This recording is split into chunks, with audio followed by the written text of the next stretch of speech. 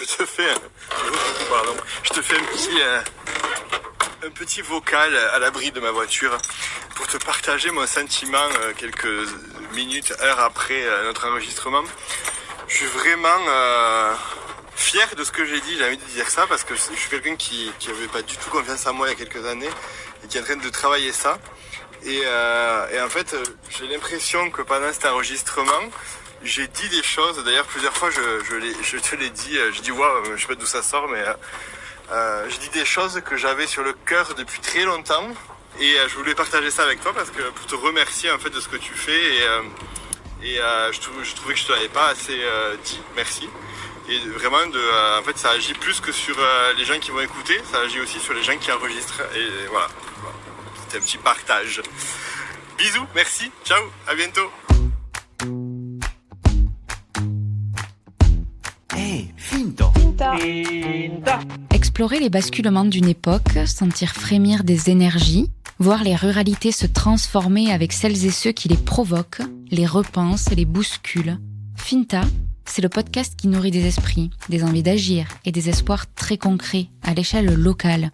Finta donne à entendre l'Aveyron à travers celles et ceux qui ont choisi d'habiter ici et maintenant, de s'engager aujourd'hui pour demain. Je suis Lola Cross et j'arpente ce bout de campagne depuis 10 ans comme journaliste. Avec Finta, je vous invite à croiser des regards, à finter de plus près, et ça commence tout de suite. Entre Michael Fayret et moi, c'est d'abord l'histoire de rendez-vous ratés et reportés. Nous étions finalement ravis de nous donner rendez-vous dans son lotus, une tente en forme de lotus qui a fleuri sur ses terres cet été. Mais c'était sans compter la pluie, qui sur la toile de tente nous a encore dissuadés. Nous voilà donc à l'abri, à quelques pas des terres agricoles familiales qui l'accueillent, sur la commune de Sainte-Croix, voisine de Villefranche de Rouergue. Son métier, à lui, c'est d'envoyer des fleurs dans les assiettes de grands chefs. Chaque semaine, ce sont une quarantaine de variétés qui partent aux quatre coins du pays, sur les tables étoilées. Producteur de fleurs et de plantes comestibles, Michael Fayret est aussi botaniste de terrain. La cueillette sauvage qu'il pratique et qu'il transmet fait le lien entre ses souvenirs d'enfance, d'une grand-mère qui cueillait le pissenlit et ajoutait des pâquerettes à sa salade, et des savoirs ancestraux évaporés entre les générations. Alors, avec Michael Fayret, on s'est demandé ce qu'il restait de sauvage autour de nous. Comment faire revenir une part de sauvage dans notre alimentation, tout en le préservant. Et c'est là que Michael m'a livré l'objectif de sa vie, ne pas laisser plus de traces qu'un chevreuil de son passage sur Terre. Mais j'aime encore le laisser dérouler sa théorie. Et ça commence tout de suite. Bonne écoute. Alors on est sur les terres qui sont familiales du coup de ma belle famille que j'ai repris pour créer mon exploitation. Donc on est juste à 2 pas de la serre et de la tente lotus et de la zone un peu de culture extérieure et de cueillette sauvage. Tu viens de le dire, ce sont des terres agricoles qui appartiennent à ta belle famille. Qu'est-ce qu'on y fait ou qu'est-ce qu'on y faisait sur ces terres ? Alors c'est des terres où il y a eu plusieurs cultures qui se sont enchaînées. Il y a eu des cultures très traditionnelles de blé, il y a eu à l'époque des pâturages de brebis. Ensuite, ça a été récupéré par mon beau-frère qui a été maraîcher bio sur ces terres-là. Et du coup, moi, en 2018, qui a lancé mon activité de fleurs comestibles. Donc tu es tout seul aujourd'hui à exploiter cette terre-là ? Je suis tout seul aujourd'hui, ouais. Donc tu as eu une première vie professionnelle comme assistant vétérinaire. Et puis, il y a eu cet appel donc, de la terre qui a été, a priori, très fort, trop fort en tout cas, pour tout plaquer et te consacrer à l'agriculture. Avec quelle envie, qu'est-ce qui s'est passé à ce moment-là pour toi ? En fait, j'ai eu un déclic où j'avais comme une déconnexion dans mes idées et la réalité de ce que je travaillais. Donc, j'ai toujours rêvé de travailler en extérieur. J'ai toujours rêvé de pouvoir vivre de la nature. C'est vraiment un peu cette idée-là. Et pris après dans le peu d'études que j'ai fait, mais pris un peu dans le système, j'ai envie de dire, je me suis trouvé une passion pour les animaux et je suis arrivé assistant vétérinaire. Et en fait, au bout de 7 ans, l'appel, comme tu dis, l'appel de la nature a été vraiment très puissant parce que dans mes nuits, tous mes rêves étaient dans un champ de fleurs. C'était vraiment, je me voyais coucher dans un champ de fleurs. C'était vraiment quelque chose qui revenait très régulièrement. Jusqu'au jour où j'ai craqué, j'ai dit bon bah allez, fais confiance à la vie et on y va et on tente de créer quelque chose en tout cas. Et après les rencontres ont fait plus tard que la fleur comestible est venue vraiment à moi. Ok. Quand tu es assistant vétérinaire, tu es à Villeneuve Oui. d'Aveyron. Tu es originaire d'où, toi, en fait? Je suis de Villeneuve. De Villeneuve. J'ai grandi à Villeneuve, né à Villefranche. Je suis un pur ouest aveyronnais. Et qu'est-ce que tu savais à ce moment-là des fleurs et de leur culture? Est-ce que tu te voyais dans un champ de fleurs cultivées ou dans une prairie dans tes rêves? C'était quoi les images? Alors c'était plutôt une prairie. Ok. Effectivement. Je connaissais pas grand-chose à ce moment-là de la fleur comestible. Ce qui est revenu, en fait, c'est les premières balades que je faisais avec ma grand-mère, qui était une cueilleuse de pissenlits, comme beaucoup de mamies dans l'Aveyron. Hein. Et ensuite, avec mon père, on a eu pas mal de plantes qui nous ont attirés quand j'étais enfant, en fait. Donc on allait, bon, après il y a le traditionnel repunchu, mais on commençait à aller goûter quelques plantes, quelques fleurs. Et petit à petit, j'ai ces fleurs qui sont revenues à moi. En fait, la fleur dans l'assiette, ma grand-mère mettait tout le temps 2-3 pâquerettes sur la salade, quoi. C'est quelque chose qu'on a eu toujours depuis tout petit. Donc les fleurs sauvages. Donc les fleurs sauvages pour commencer. Ouais. Donc il y a des chefs qui sont venus à ma rencontre et qui m'ont raconté qu'ils avaient besoin de fleurs comestibles un peu entre guillemets, j'ai envie de dire propres, parce qu'il y avait vraiment des gros leaders de la fleur qui viennent de partout dans le monde et il n'y avait pas de petits producteurs très naturels qui produisaient de la fleur. Et donc j'ai commencé à me renseigner sur les variétés de fleurs comestibles cultivées. Et là, en fait, il y a toute une ribambelle de toutes les couleurs qui sont arrivées et de toutes les saveurs, parce que c'est assez surprenant tout ce qu'on peut retrouver dedans. Donc les chefs dont tu parles, je crois que c'est Laura Pelou, la chef de Villeneuve, et Quentin Bourdi à Villefranche, ce sont eux qui ont fait... Alors en fait, Laura Pelou, qui était chef à Villeneuve, qui est maintenant à Toulouse, travaillait chez Quentin Bourdi à ce moment-là. Et en fait, on s'est rencontrés avec Quentin, je me rappellerai tout le temps, sur la petite terrasse de l'univers, sur le balcon au bord de l'Aveyron. Et il m'a donné des listes de plantes qui, eux, les intéressaient, qui retrouvaient eux aussi dans les grandes cuisines ou même quand ils ont fait Top Chef, dans l'économat de Top Chef. Et du coup, c'était des plantes qui les intéressaient vraiment par rapport à leur saveur et de trouver une utilité de la fleur et de la plante dans l'assiette, pas juste de la fleur décorative posée sur une assiette, quoi. Et donc à ce moment-là, j'imagine que donc tu sais que tu as les terres à disposition, que tu as cette envie, mais est-ce que c'était évident que les terres étaient adaptées pour la culture de fleurs ou pas? Est-ce qu'il y a des variétés que tu peux pas du tout cultiver? Alors effectivement, j'ai cette terre qui s'est libérée au moment où le projet est arrivé dans ma tête, donc je crois pas au hasard, tout se crée assez rapidement quand c'est le bon moment. Donc mon beau-frère a quitté l'exploitation ici à La Valette, quitté l'exploitation maraîchère et il m'a dit si tu veux, moi la serre qui est en verre et solide, je la laisse sur place, je peux pas la déménager, donc fais-en quelque chose. Donc là, il y a plein d'idées qui sont arrivées. Et effectivement, il y a des plantes qui ne peuvent pas supporter le calcaire, mais en fait, il n'y a pas de plantes qui vont pas pouvoir vivre dans le calcaire. Alors, il doit y en avoir, si maintenant que je le dis, il y a par exemple les plantes pour faire le thé, vraiment, qui vont avoir besoin d'une terre acide. Alors, les citronniers, eux, c'est un peu différent parce que je les ai plantés dans ma serre, mais j'ai recréé dans la terre des sortes de pots en fait qui vont garder de la terre acide. Donc il y a des plantes qui détestent le calcaire. Ici on était sur une terre calcaire, mais il y a toujours des techniques pour arriver à les adapter et à les cultiver. Donc tu parles des citrons, oui, tu as toute une partie agrumes, et notamment les citrons caviar. Tu as aussi le safran comme culture, en plus des fleurs aujourd'hui, c'est ça? Alors c'est ça, en fait j'ai commencé mon projet, c'était vraiment du citron sous serre, alors citron caviar, citron combava et citron jaune, c'était la grande idée, et ensuite le safran à l'extérieur. Je suis en bord de zone du safran du Quercy, donc du coup j'avais le droit de pouvoir participer à cette association. Et donc le début a commencé par ça, et le temps que les premières cultures se mettent en place vraiment d'agrumes. Donc il a fallu que je trouve des porte-greffes qui supportent aussi un peu le calcaire au niveau des citronniers. Et donc ça, j'ai été au Festival du Citron à Menton pour rencontrer des producteurs de citronniers. Et finalement, ça a fini en Italie où j'ai trouvé vraiment le porte-greffe que je souhaitais pour mettre sur mes cultures. Ok, donc là on est au début de ton activité, c'est les années 2018, 2019, 2020. C'est ça. 2020, tu es un peu rattrapé par le Covid, le confinement, qui fait que en fait, les chefs qui t'ont poussé à te lancer ferment leur restaurant pendant ce moment-là. Et donc toi, tu choisis de te former. Voilà, c'est ça. Donc je me suis dit, dès le début, si tu as un coup dur dans l'agriculture, je pense que c'est quelque chose qui arrive régulièrement. Donc je me suis dit, je vais pas me laisser abattre, je vais faire une formation pendant le Covid. En plus, ça tombait bien, il y avait plein de formations à distance, en promotion, enfin voilà. Donc j'ai fait la formation des chemins de la nature. C'est une formation qui normalement est sur Paris, et pendant le Covid, ils l'ont créée en distanciel. Donc ça a duré 6 mois.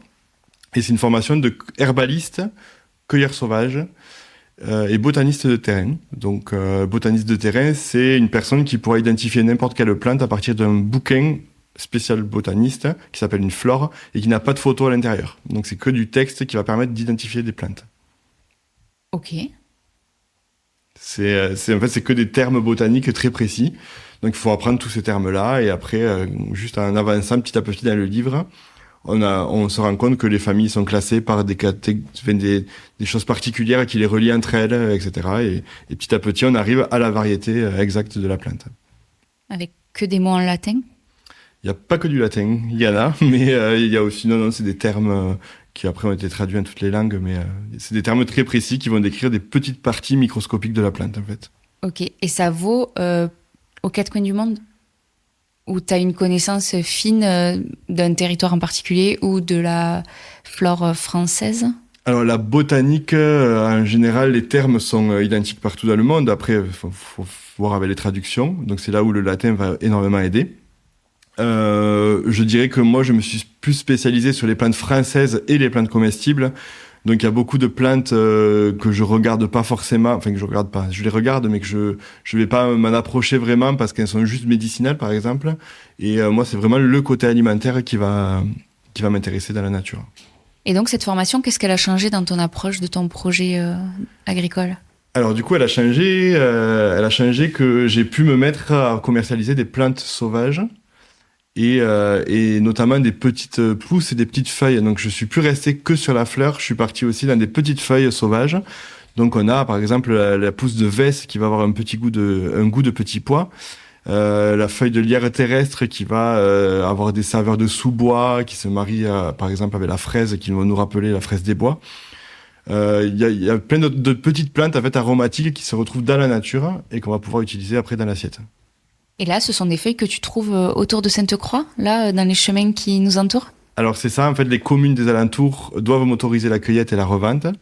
Vu que c'est dans le cadre professionnel, on est obligé d'avoir l'autorisation des mairies. Et donc les mairies des alentours m'ont permis de faire ça. Donc je vais effectivement sur des bords de chemin, mais alors il faut sélectionner aussi les chemins.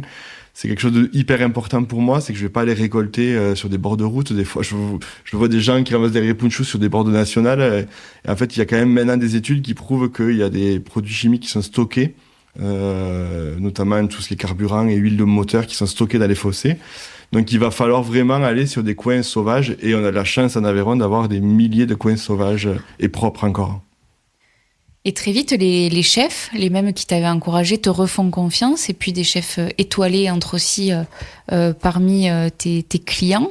La reconnaissance vient assez rapidement, en fait, de ton travail.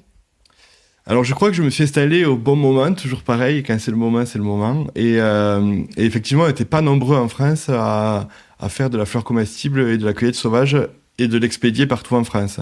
Parce qu'aujourd'hui, je travaille avec des producteurs, avec des restaurateurs locaux, mais aussi j'expédie partout en France, donc notamment sur Paris. Chaque semaine, j'ai une dizaine de restaurants sur Paris. Je travaille avec 25 restaurants chaque semaine en France. Et vu que c'était le bon moment, je crois qu'on n'était pas nombreux, il y avait énormément de demandes à ce moment-là. Donc ça s'est développé effectivement en quelques années. En plus, la reprise juste après le Covid, où on en a eu par-dessus la tête d'être enfermés chez nous, on s'est tous jetés dans les restaurants juste après, parce qu'on avait envie de passer des bons moments conviviaux. Et du coup, la demande a été exponentielle, quoi. Ça s'expédie comment, une fleur? C'est la question bête, mais juste curiosité. En fait, il y a pas de question bête parce que dans ce monde-là Des de la fois, quand fleur, même. il y a quand même plein de choses qu'on sait pas en fait. Mais la fleur comestible, c'est pas quelque chose de fragile. On a souvent tendance à dire oh là là, mais ça doit pas se conserver une fleur. Alors en fait, les fleurs, quand on les ramasse bien, alors je suis très tatillon sur la récolte, mais quand on les ramasse bien, elles vont se conserver 10 jours au frigo. Donc, on peut les expédier en colis frais. Donc, c'est des transporteurs de colis frigo. Et donc, du coup, c'est de l'express. Donc, je les récolte le mardi, je les mets en barquette le mercredi, j'expédie le mercredi, et c'est dans les restaurants le jeudi matin. C'est quoi qu'on te demande le plus? Alors, ça change. J'ai l'impression qu'il y a, selon les périodes de l'année, donc selon les saisons, j'ai envie de dire, il y a des moments où ça va être beaucoup plus cueillette sauvage, des moments où on va partir vraiment sur de la fleur. Alors juillet-août, c'est vraiment des couleurs de la fleur et des saveurs par milliers. Et après l'automne, on va re-rentrer dans une période où c'est plus de la cueillette sauvage, plus le côté forestier, le côté champignon et tout ça. Je dis champignons, je commercialise pas de champignons, Mais retrouver cette mais idée-là, en tout cas, retrouver l'idée un peu de la forêt, quoi. du sous-bois. C'est Quentin Bourdi qui te surnomme le druide. Ça te convient comme surnom? Ouais, ça me convient. Alors, je suis pas druide, parce que le druidisme, c'est plus religieux, finalement. Mhm. Mais il existe des écoles de druidisme en France. J'ai pas fait tout ça. Mais en fait, il me surnomme le druide, effectivement, parce que je travaille avec des façons un peu étranges dans mes jardins. Donc, je suis très sensible à tout ce qui est énergétique. Voilà, ça, je m'en cache pas trop. Et je fais des expériences dans mes jardins. Donc, quand on vient visiter, c'est possible qu'il y ait un menhir en plein milieu du jardin. Il y a rien de prouvé, en fait, que ça va fonctionner ou pas, mais je pense que soit c'est le bonheur du jardinier qui voit son menhir, qui diffuse son bonheur aux plantes, ou c'est le menhir qui diffuse son bonheur aux plantes. Donc, on ne sait pas trop, mais en fait, je dirais que je travaille en cosmoculture, ça s'appelle. Donc, c'est un terme, je sais même pas s'il existe d'ailleurs, mais c'est moi qui l'ai peut-être inventé, je sais pas. J'ai jamais regardé vraiment.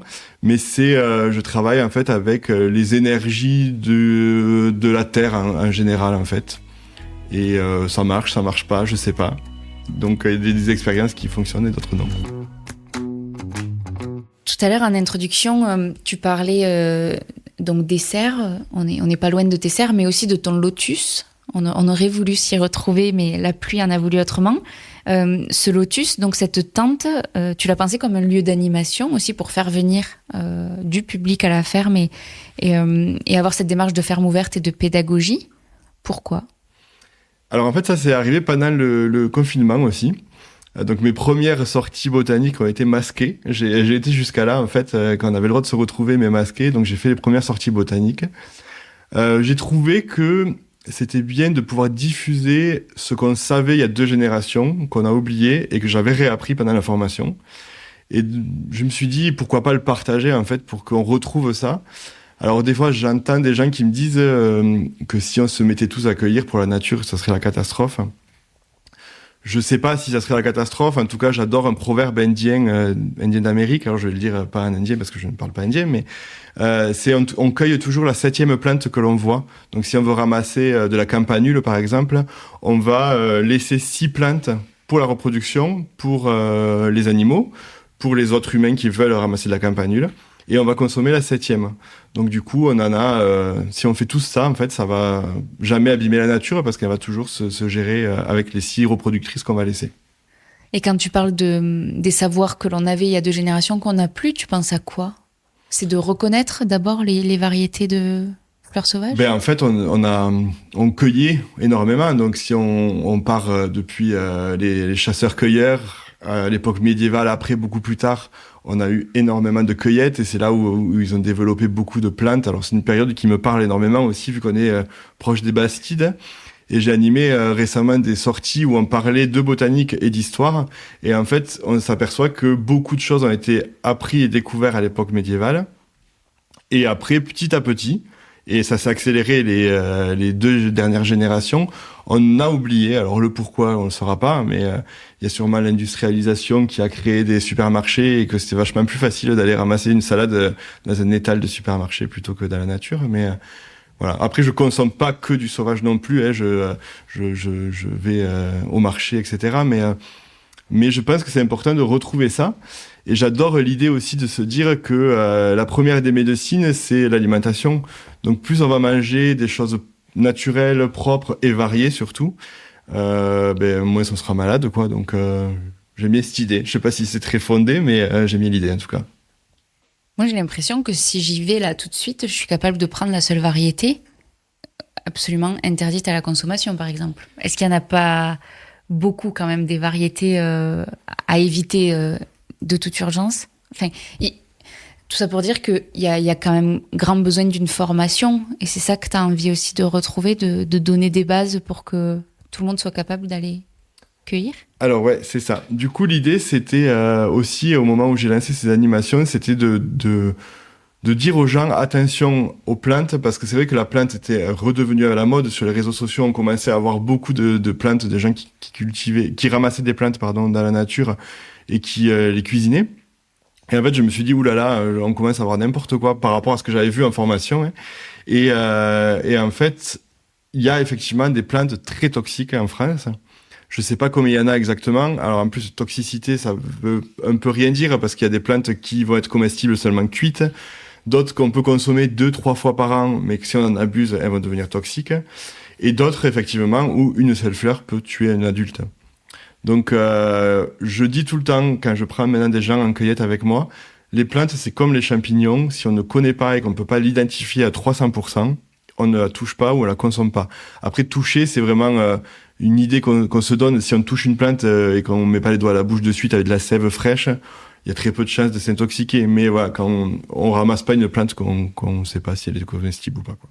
Et les gens que tu accueilles, ils viennent avec quelle envie? Qu'est-ce qu'ils te disent? Que ça leur rappelle aussi des souvenirs avec une grand-mère ou pas? Alors j'ai effectivement des gens qui ont déjà quelques petites connaissances, effectivement dues à ce qu'ils ont vécu plus tôt ou en enfance avec leurs grands-parents, effectivement. Mais après j'ai aussi la nouvelle génération qui s'intéresse à la nature et qui ont vraiment envie d'apprendre pour se nourrir autrement et pour voir un futur différent en fait. Est-ce qu'il y a une volonté aussi de sauvegarde, enfin de protection dans tout ce que tu partages, protection des milieux naturels? Ouais, effectivement, ça fait partie de mon discours de début de balade.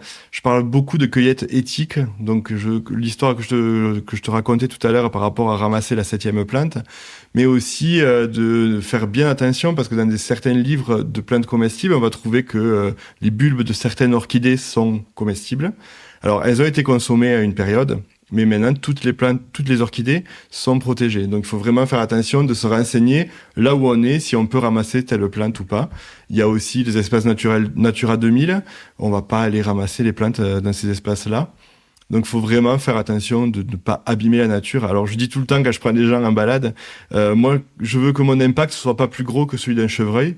Donc, quand je me balade dans un champ ou dans une haie, je vais ramasser les plantes. Je veux pas que derrière, ça se voie que j'ai ramassé des plantes, en fait. Donc, c'est la cueillette éthique que j'appelle ça, pour pas abîmer la nature. Et c'est vraiment important, je pense, de continuer à la protéger, même si on a déjà fait un pas, mais pas suffisant peut-être. Mais ouais, c'est vraiment important. Ouais. Est-ce qu'on peut faire une expérience?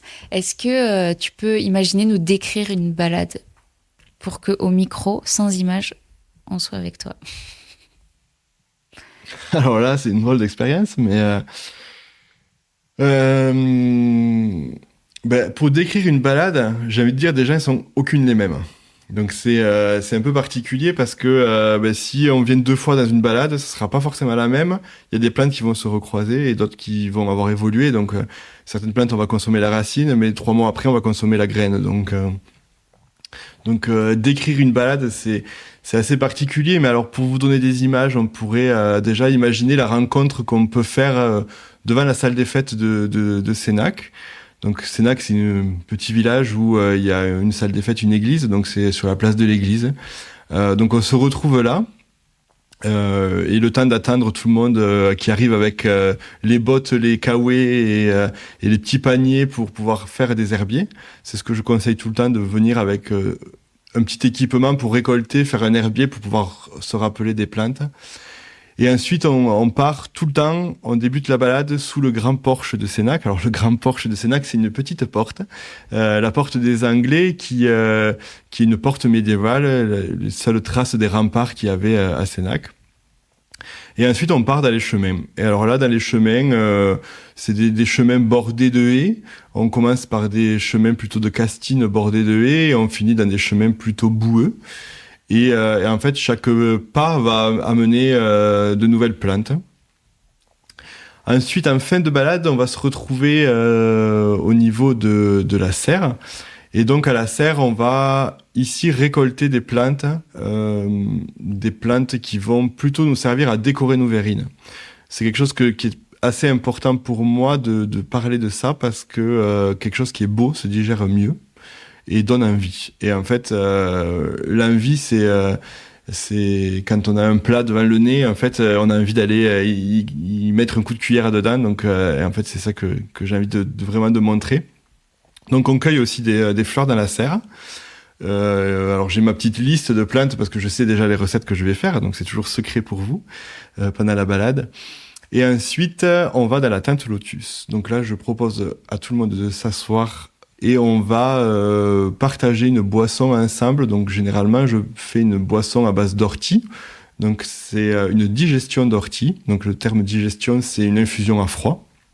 Et ensuite, donc j'attaque mes petites recettes. Donc là, c'est des mélanges de toutes les saveurs qu'on a ramassées qui vont se diffuser dans la tente. Donc il y a tout ce qui est chaud et qui cuit, en fait, qui va amener... alors souvent, je fais des choses sucrées en cuisson. Donc il y a une odeur sucrée qui envahit la tente. Alors vu que c'est rond, les saveurs tournent. J'avais jamais imaginé que ça pouvait arriver. Mais en fait, on a on se croirait en fait dans une marmite quand ça cuit finalement.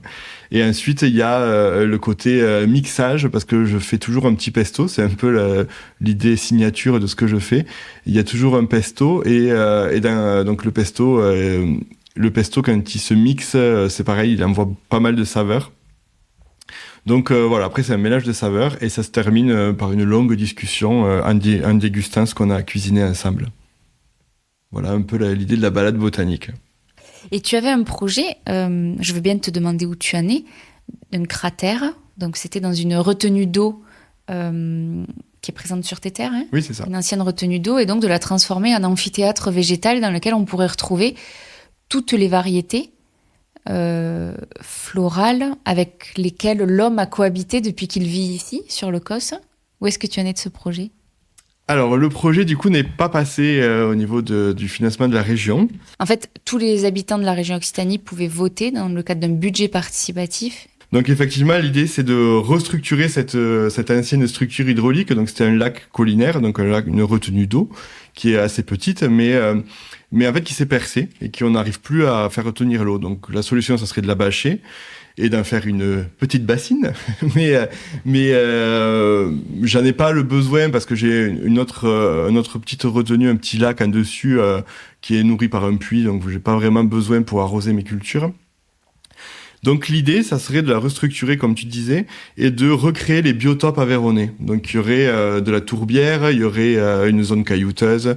Et vu que c'est une espèce de cratère, on dirait un cratère de volcan, et à l'intérieur, du coup, on a toutes les expositions, nord, sud, est, ouest. Donc il y a le soleil, il y a l'ombre, il y a tout.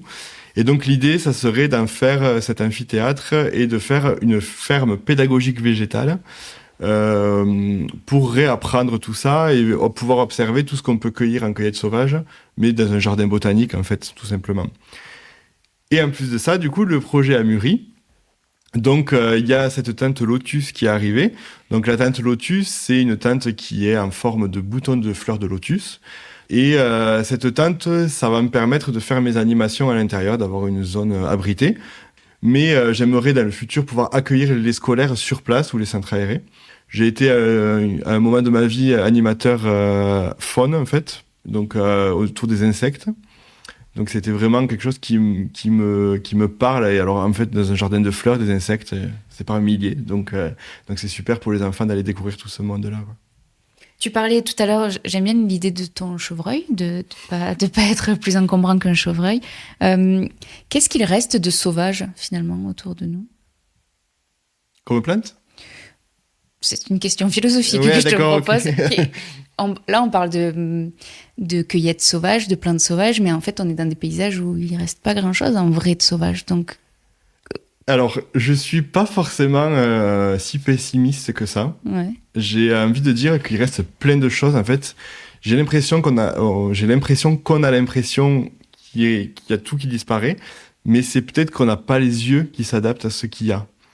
Alors effectivement, c'est une question philosophique, mais autour de moi, les gens, je me rends compte, alors notamment ma compagne, quand on commence à regarder les oiseaux et les plantes, plusieurs fois, elle m'a dit, mais c'est incroyable le nombre d'oiseaux qu'il y a, alors que j'avais jamais remarqué avant de te rencontrer. Donc, je pense qu'il reste beaucoup de choses et c'est nos yeux qui se posent pas dessus. Ok. Donc, même dans des paysages hyper façonnés. Ouais, même en plein cœur de la ville. Alors, c'est ce que j'ai fait récemment. J'ai animé des sorties carrément dans les ruelles. Et en fait, il y a plein de plantes et plein d'animaux qui peuvent passer dans les ruelles. Alors, c'est souvent la nuit, et du coup, quand l'humain disparaît. Mais en fait, il reste plein de choses qui vont se passer même dans les villes. Et alors, je pense que c'est peut-être aussi, il y a quelques années, effectivement, avec les désherbants et tout ça, il n'y avait plus rien. Mais maintenant, on se retrouve à avoir des ruelles toutes végétalisées, et donc le végétal attire l'animal. Donc, tu es plutôt optimiste. Ben ouais. Ça fait du bien de l'entendre. Qu'est-ce qu'elle dit, la flore sauvage d'un territoire? Alors, elle peut dire plein de choses. Alors, pour l'écouter, c'est plus compliqué. Euh, alors, c'est rigolo que tu dises ça parce que j'adore l'idée de la sylviothérapie. Donc, la sylviothérapie, c'est la thérapie par les arbres. Donc, elle peut dire plein de choses, mais il suffit juste d'arriver à éteindre son mental et d'écouter ses sentiments. Donc ça c'est pour le côté un peu plus spirituel, mais j'ai une petite machine qu'on connecte par des électrodes sur les arbres et parfois dans mes balades botaniques je la prends et alors avec les enfants ça marche trop bien. En fait ça transforme les micro pulsations du végétal en musique. Donc on a de la musique classique souvent qui ressort, mais chaque plante a sa vibration en fait. Et donc c'est super intéressant de faire parler les plantes par ce biais-là. Alors après c'est plutôt de la méditation qu'on va faire avec ces musiques-là. Et alors pour parler plus terre à terre, c'est les plantes peuvent dire plein de choses. Donc quand on se retrouve envahi par exemple de liserons ou d'autres plantes, c'est forcément que la terre a un problème. Donc est-ce que c'est la plante qui parle ou c'est la terre qui parle? Je sais pas, mais en tout cas, la plante est là pour rééquilibrer la terre. Donc soit par son feuillage qui va pourrir et va nourrir la terre. Donc ça c'est pour des plantes qui vont plutôt amener beaucoup d'humus. Et il y a d'autres plantes qui vont avoir des racines pivotantes très profondes pour pouvoir décompacter la terre. Donc si on a des invasions de plantes, c'est que la terre nous parle. Donc là c'est le cas du liseron, tu disais, Ouais. qui est un indicateur. De terre trop tassée, ça c'est vraiment après bon chaque plante est vraiment très précise sur ce qu'elle indique et il y a des bouquins qui en parlent très très bien. Il y a d'autres plantes qui vont être liées au surpâturage. On commence à avoir beaucoup de panicots.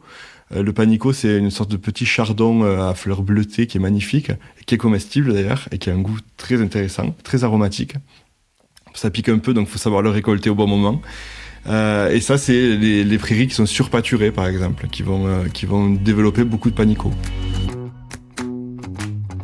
Est-ce que tu aurais imaginé faire ce métier, ce projet, ailleurs qu'ici? Eh bien, je n'ai jamais pensé à ça. Quand je dis ailleurs qu'ici, ça veut dire dans un territoire dans lequel tu n'as pas grandi, dans lequel tu n'as pas tes souvenirs, tes habitudes. J'entends, est-ce que tu aurais eu le même plaisir à le faire ailleurs? Ouais, je pense que, en fait, partout, c'est intéressant. Bon, alors, en plein cœur d'une ville, c'est compliqué. Mais en fait, quand je vais me balader sur l'Aubrac, par exemple, donc plutôt en montagne, il y a d'autres plantes qui arrivent. Donc, je suis toujours émerveillé de voir des nouvelles plantes que je ne vois pas chez moi. Quand je vais en bord de mer aussi, c'est pareil. Donc, je pense que un peu partout, il y a des saveurs, en fait. Moi, je vois vraiment le monde en saveurs.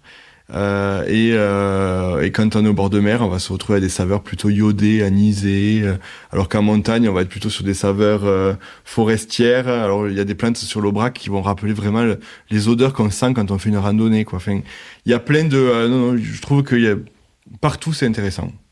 Quand je suis arrivée, donc on est quand même très triste de se retrouver dans une petite cuisine alors qu'on rêvait de cette tente Lotus.